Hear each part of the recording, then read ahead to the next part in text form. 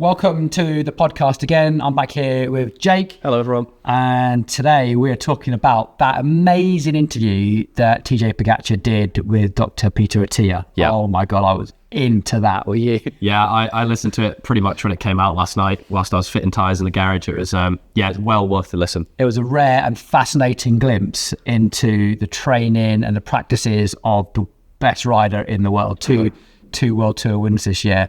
And Dr. Peter Attia did an excellent job, I think, of really extracting some fascinating. Yeah. But, elephant in the room, was it all a big fakie? I hope not. He seems like a pretty genuine guy, to be honest. He comes across, in all the stuff he does, he seems quite nice. He seems quite genuine. I'd be surprised if it was all a hoax just to... It's always the quiet ones. To throw Vingegaard off the scent. But you never know. You never know. You never know. I think there was definitely some bits in there when he was being a little bit coy. Oh, for sure. Yeah, I think it was like, oh, maybe I don't want to give this information away. But he was remarkably open. Yeah. And I think a lot of it was very believable. Yeah. Definitely in tune with what we've heard people like Chris Froome and stuff talk about. Remarkable, don't get me wrong, but they're all remarkable. Yeah. So I've made like pages of notes here. I was like listening to this and scribbling it all down, thinking, oh my God, yeah, that's fantastic. For me, one of the things was, are what we're doing here in our gym, we've got the gym downstairs, we've got the studio, etc. Are we on that curve, how sports science is going?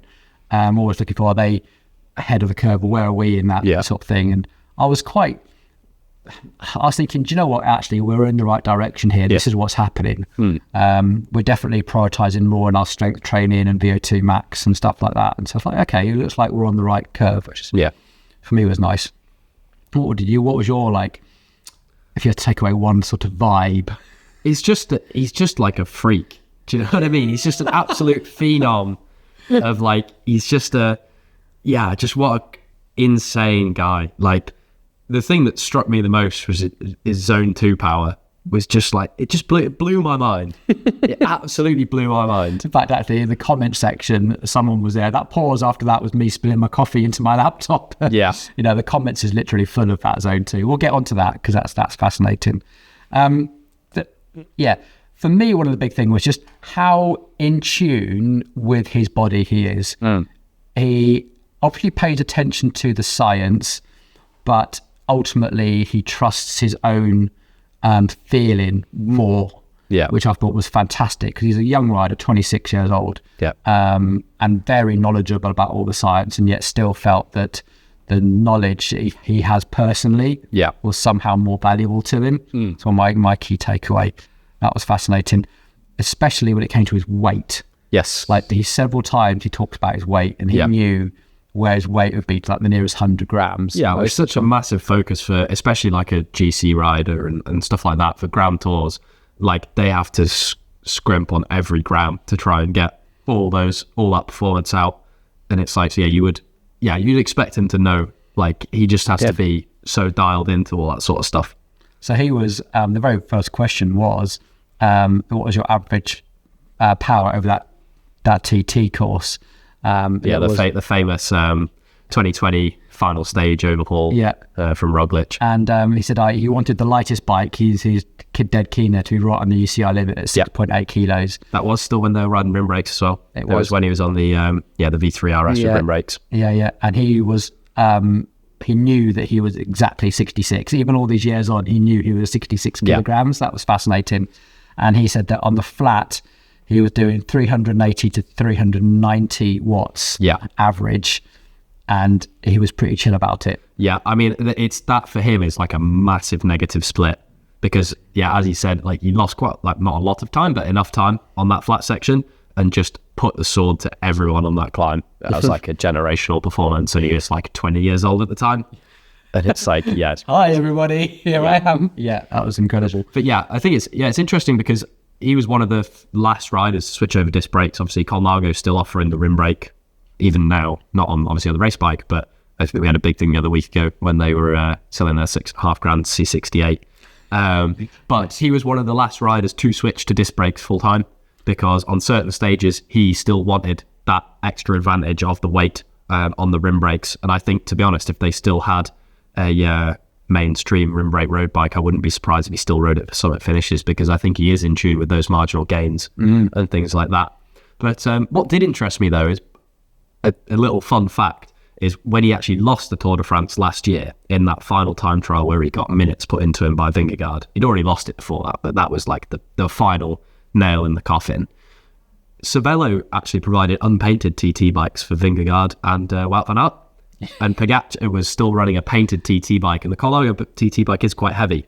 Yep. And so there are still gains for them to be found in that sort of thing, because Cervelo took the paint off those. They were completely stripped, and there was It's surprising actually how much weight is in paint. Yeah. You forget actually, but if you looked at a can of paint, it's actually if you've got a full kilogram of paint on there, it's well, maybe not, but like definitely a good 200 to 300, and sometimes depending.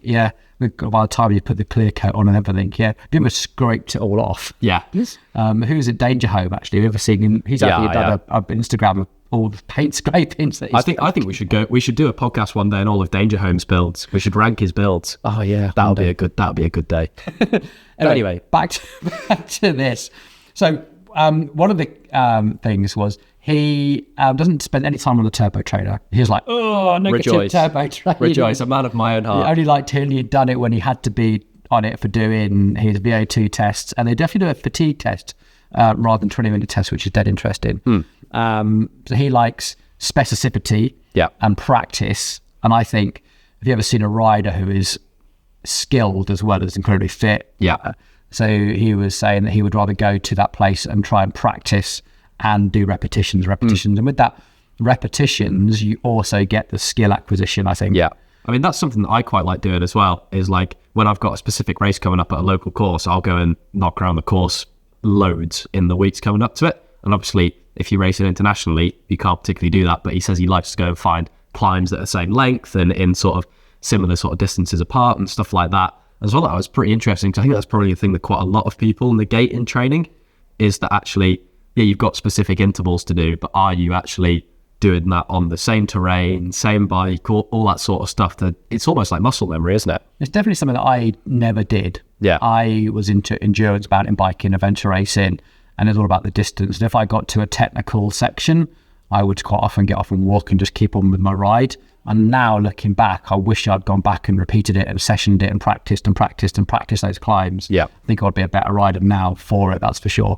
I was much more keen to try and do the distance and get the time in, rather than necessarily worry about whether I could save a second on. And I think both are important though. They are, because if you don't put the hours and the work in, you're never going to be fit enough to do it. But it's the same time having that repetition and really drilling down on the specifics, whether it's technical aspects in a mountain bike or... Absolutely, but I think about the effort I put myself through to try and get fit enough to gain a few seconds, which I immediately lost from not being a technical enough rider to stay on my bike in the first place. I mean, going back to the Pogacar thing and you're seeing him descend and corner, those are vital seconds. For sure. They really are in skill. A skill acquisition. And especially, I think you saw it a lot in the final Nice time trial this year at the Tour. His descent, because obviously he lives right next door to it, and it is really clear that he had done that descent 1,000 times in training. Like the way he rode that was just beautiful. It was like he rode on a computer game without any consequences. It's like you got extra lives. He was already won by 5 minutes, and he was still putting everything on the line just because that's just who he is and how he goes about it. So a couple of other questions things that came up there about heat training, the big buzzword at the moment with core body temperature sensors now hitting the market. And this is where he was a little bit coy. He said, we're definitely paying attention to that. And we're doing some things. He didn't sound overly enthusiastic about it. Well, I think partly, I reckon, because that's been a weakness of his in the past. On hot days, that's when he struggled. And it might be a bit where he's just being a bit coy and like, I'm doing some stuff. You don't need to know about that. Yeah. And that was interesting. And then he talked a bit about Jonas Vingegaard and where he thought the difference was between him, and he really thought that his advantage this year was in his recovery. I don't think Jonas had the opportunity of doing the amount of hours and training. No. I mean, it's been the same for the last 2 years, isn't it? Because the year before, Pogacar had crashed beforehand and he suffered from that. And this year, Vingegaard had crashed beforehand and he suffered from that. So I think it'll be really interesting next year when we actually get fair fight between the two. Yeah, hopefully, fingers crossed, like they'll both stay fit and well and stuff like that, and we get to see that. That would be incredible. So, youth. Pogacar considered himself old at 26 years old. Rightly so. So Peter asked him, what are the things you're concentrating on now? And he said, well, as I get older, I'm looking at my nutrition, my core strength, and my strength in general. And he said, as a kid, you can eat what you want and you can get away with what you want. And then you could see Peter just like going, how old are you? Yeah. 26. And it's so interesting that even at that level of performance, at the age of 26, he's still noticing an aging effect. Yeah. Which was insane. Yeah. Terrifying.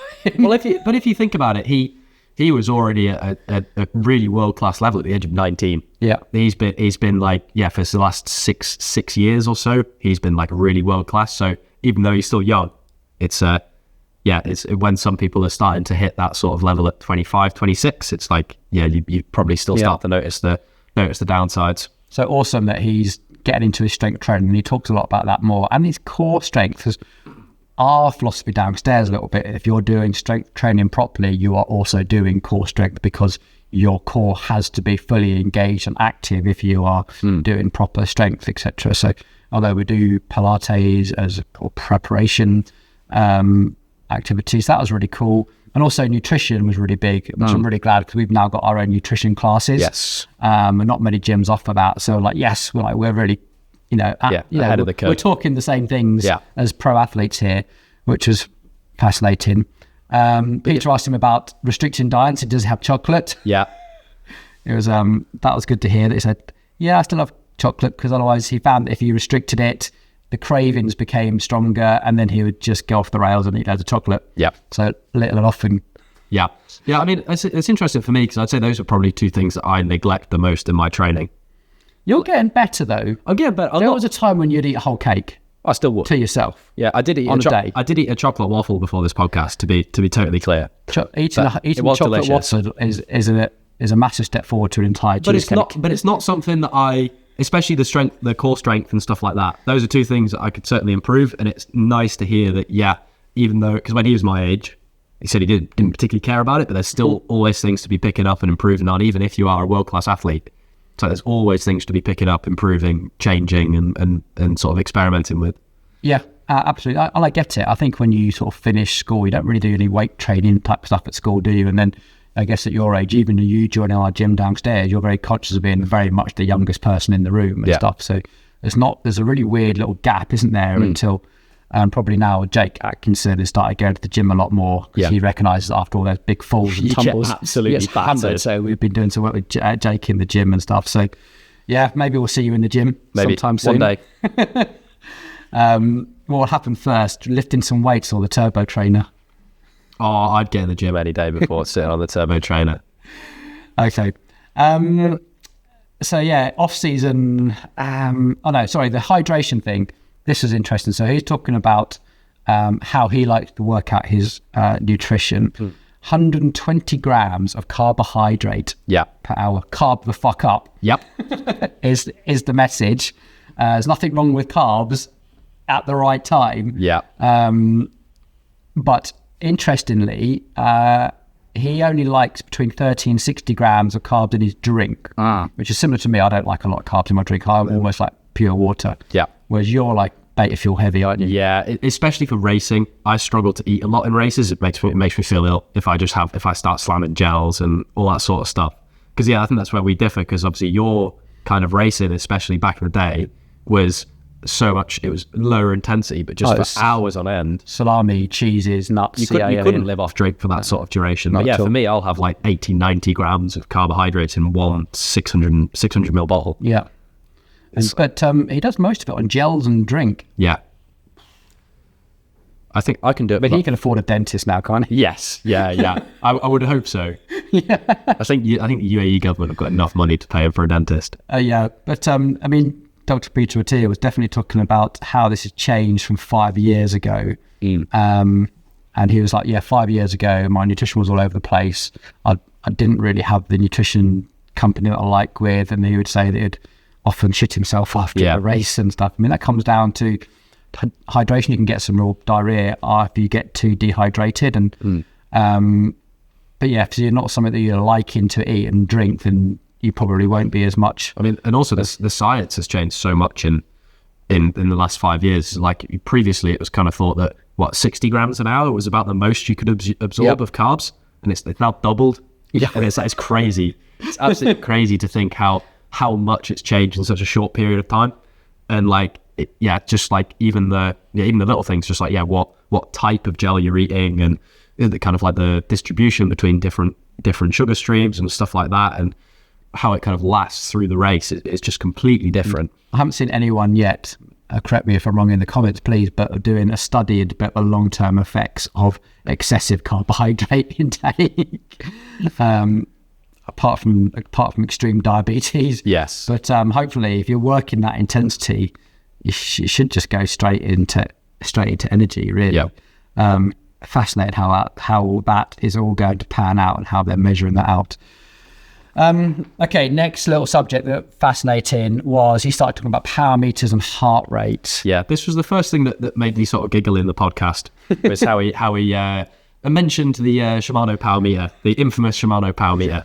And he was being very careful with his sponsors there, wasn't it? Because Peter said, "What power meter do you need? Are you on SRM?" And he said, "No, I'm on Shimano." Yeah, and you could see the camera cut away. Yeah.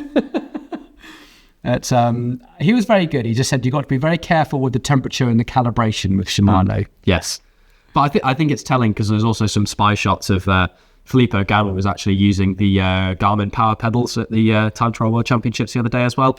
It's I think it's telling. Yeah, and he actually had his Shimano power meter, and he'd also put the Garmin power meters on as well. Interesting.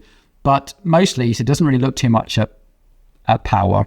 And it's something that we've been talking about internally as well, about what you actually use power meter for. Yeah. We might get onto that later, but saying really he's been using heart rate since he was 12 years old.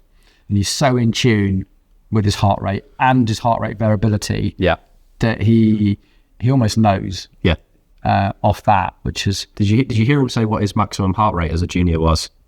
Well, I think yours would be the same. 213? Yeah. I struggled to hit 200. Really? Yeah. Like that's like a really, really hard day for me, is 200. I mean, the first time I could not hit 200 was probably only 3 years ago. I could still hit 200 3 years ago. I'm a naturally elevated heart rate, like my resting everything is sort of naturally elevated by about 10 beats a minute over what should be average for my age. But that surprises me that you've not. Yeah, 200. And I've got a Polar heart rate monitor, so it seems to work. Yeah, not sponsored. Polar H10, yeah, it's good. I'd expect you to be able to hit a 200 beats a minute still. I did, well, for my cross race the other day, I did average 188. No, we need to try harder. No, don't conduct that activity at all. Henry can. Yeah. Just saying. Yeah.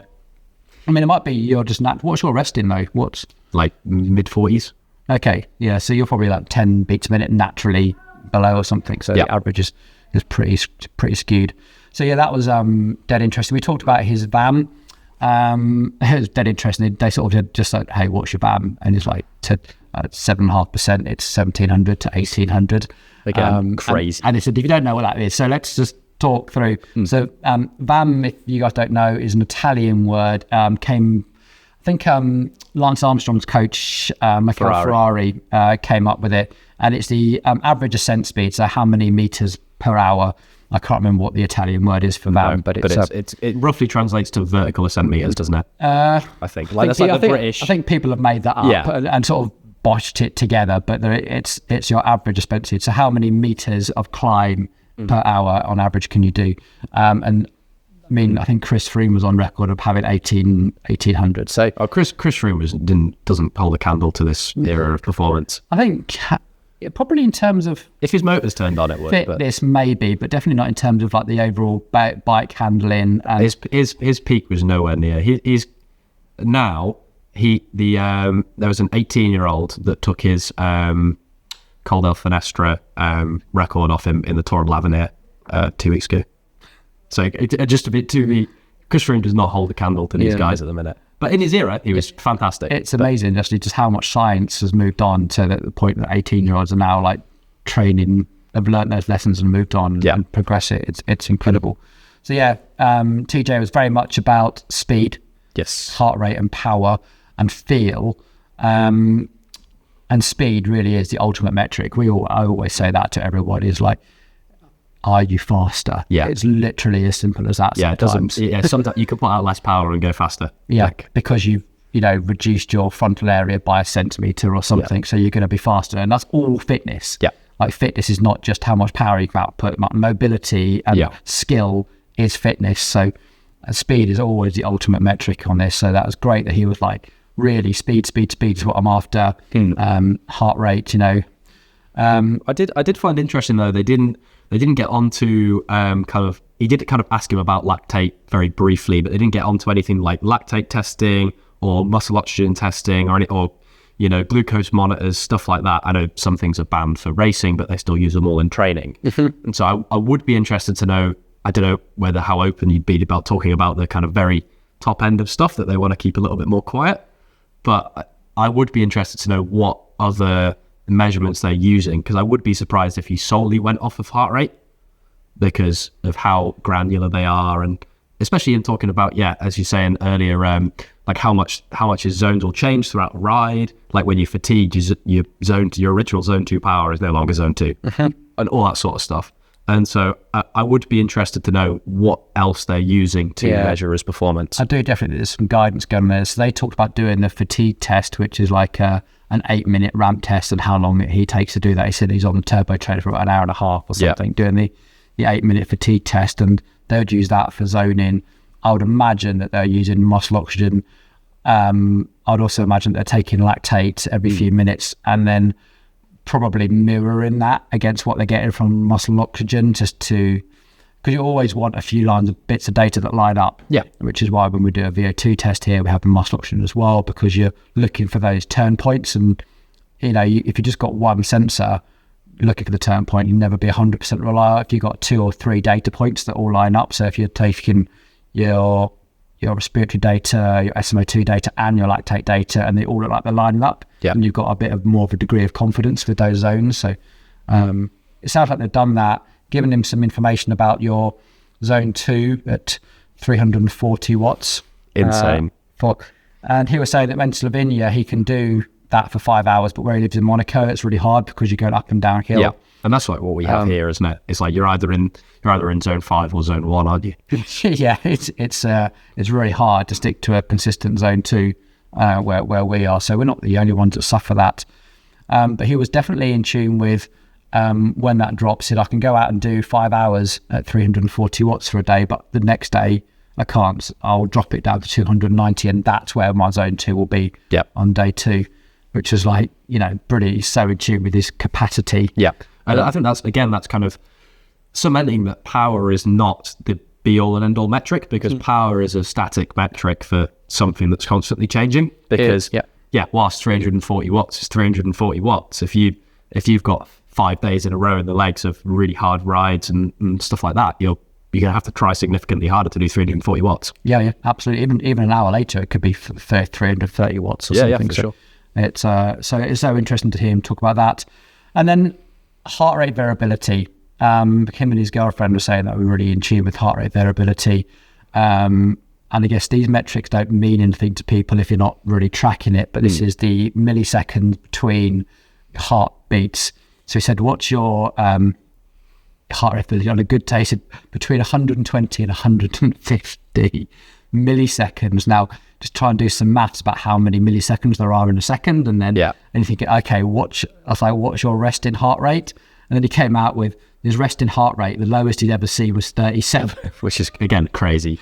But his average resting heart rate would be 43 to 42.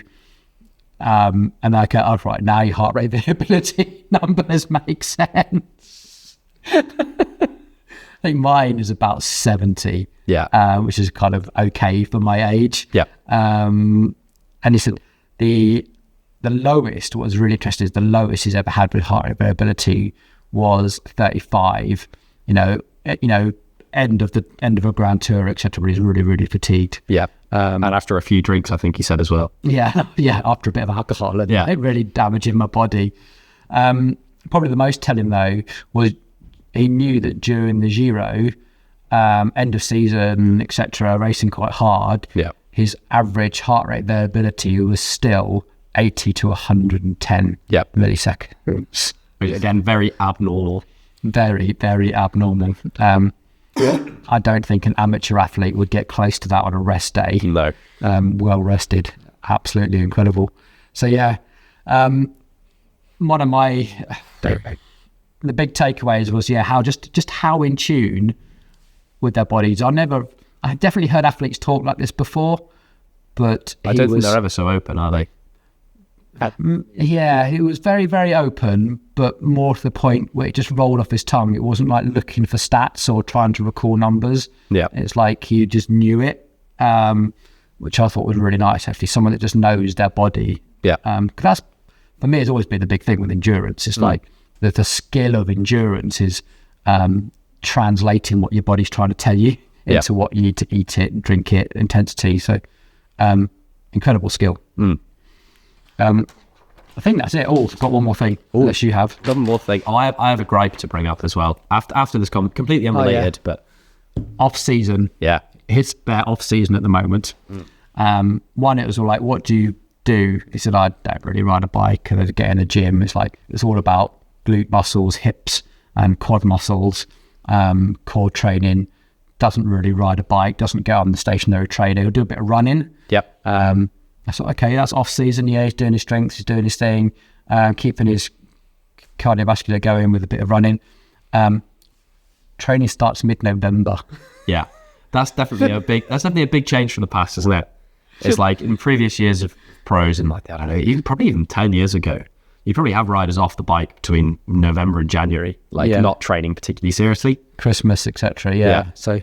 And then you'd get back to the January training camp and have a bit of a shock in the system. But I think it just shows how dedicated they are, doesn't it? Because it's round the clock, isn't it? It's all day, every day. He's just on it. Yeah, there's really not much of an off season at all, is there? Training starts mid-November. I was like, Jesus. He's got the World Championships in a couple of weeks, is it? This weekend. It's this weekend, isn't it? So this weekend, which will be October. So he gets October and a little bit of November off. He's got more races to come after. He's still got Lombardia and stuff like that to do. So it'll be mid-October by the time he's done. We'll reckon he gets 4 weeks. 4 weeks, maybe less. Oh, mental! Such a hard life being a professional athlete, isn't it? It is a hard life. It really, really is a hard life. 5 hours on the bike plus all your strength training. You're working an 8-hour day just in training, let alone all the media. But you do live in Monaco. You do live in Monaco, so we can't feel too sorry for them. But yeah, before we go on, what's your gripe, Jake? This has been bothering me for the last week or so. It's the cheap Shimano brake rotors. I love them, but they've been coming out of the box bent as hell. They just rub constantly, and it's really, really annoying me. Please, Shimano, straight. I look down the camera. Please make sure the disc rotors come straight. I wonder what's happened there. I don't know. Warped in. Maybe someone's just been standing on the boxes for the distributor or something. Who knows? Dropped them off a container ship or something. They've managed to float their way to Milton Keynes. I do wonder how you managed to bend a brake. It's like flattened steel, isn't it? And how do they come out of a box bent? Yeah. It's other than that, SRAM, we got an email to say, hey everybody, SRAM stuff is actually in stock. Bottom brackets, disc rotors. Hey, tides are turning. I know. Now it's winter. So I can guarantee it'll all be on sale soon. Excellent. And that, everybody, is the bike industry for you. And on that bombshell, time to end. Thanks for watching. Catch you on the next one. See ya. Cheers.